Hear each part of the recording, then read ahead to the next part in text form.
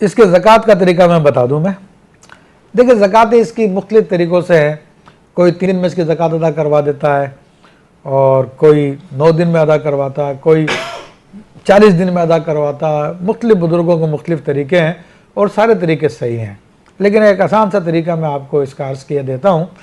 تو 9 دن کی زکوٰۃ ہے اور زکوٰۃ کی نیت سے آپ روزانہ رات کو 66 دفعہ اس سورت کو پڑھ لیجئے, اسی نیت کے ساتھ کہ آپ کی زکوٰۃ ادا ہو جائے.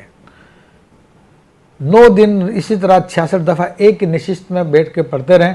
اور ویسے تو اس میں پرہیز تو نہیں ہے, لیکن اگر پرہیز کرنا چاہیں جلالی جمالی کا, یہ کم سے کم انڈا, مچھلی, گوشت اور ازدواجی تعلقات, یہ 4 چیز کا پرہیز کر لیجئے اور یہ کر لیجئے. انشاءاللہ 9 دن بعد آپ اس کے عامل ہو جائیں گے اور پھر صورت انشاءاللہ تبارک و تعالیٰ اس سے آپ کام بھی لے سکتے ہیں.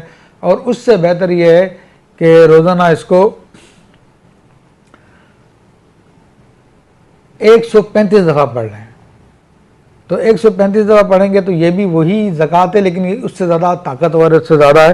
یہ بھی 9 دن کا عمل ہے اور بیٹھ کے پڑھیں, ایک نشست میں پڑھیں, درمیان میں بات چیت نہ کریں, ڈیلی 135 دفعہ پڑھیں تو 9 دن میں آپ کی زکوٰۃ ادا ہو جائے گی انشاءاللہ تبارک تعالیٰ. پھر اس کو اپنے عمل میں رکھنے کے لیے بہتر تو یہ ہے کہ روزانہ 11 دفعہ اس کو جاری رکھیں, اور جتنی فضیلتیں میں نے آپ کو بیان کی ہے انشاءاللہ تبارک تعالیٰ وہ 11 دفعہ پڑھنے سے انشاءاللہ تعالیٰ وہ فضیلت حاصل ہو جائے گی. اور اس کے علاوہ اگر آپ کوئی اور زیادہ اس میں قدم رکھنا چاہتے ہیں تو پھر روزانہ اس کو 41 دفعہ کر لیجئے. کہ حضرت شاہ عبدالعزیز محدث دہلوی رحمۃ اللہ علیہ خود بھی روزانہ 41 دفعہ پڑھا کرتے تھے اور اپنے مریدین, اپنے شاگردوں کو بھی اس کی تعلیم دیا کرتے تھے. فرماتے تھے کہ یہ غنائے ظاہری و باطنی کے لیے کافی ہے. اور اس کے علاوہ اگر آپ اس کے اندر کمال حاصل کرنا چاہتے ہیں تو پھر اس کو 1.25 لاکھ بھی پڑھ سکتے ہیں. اور 1.25 لاکھ پڑھنے کی صورت یہ ہے کہ روزانہ 40 دفعہ پڑھ لیں تو 9 سال میں 1.25 لاکھ ہوگی.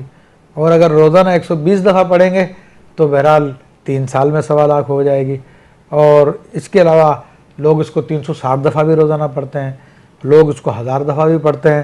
بہرحال جس کے پاس جتنا ٹائم ہے, جتنی مدت ہے, لیکن یہ سارا کا سارا پڑھنا اللہ کے لیے ہو, یہ شکتیوں کے اصول کے لیے نہ ہو, یہ دنیاوی طاقت و مخلوق کے اصول کے لیے نہ ہو کہ میرے پاس موکل آ جائیں گے. وہ تو سب اپنے عمل کو ضائع کرنا ہے.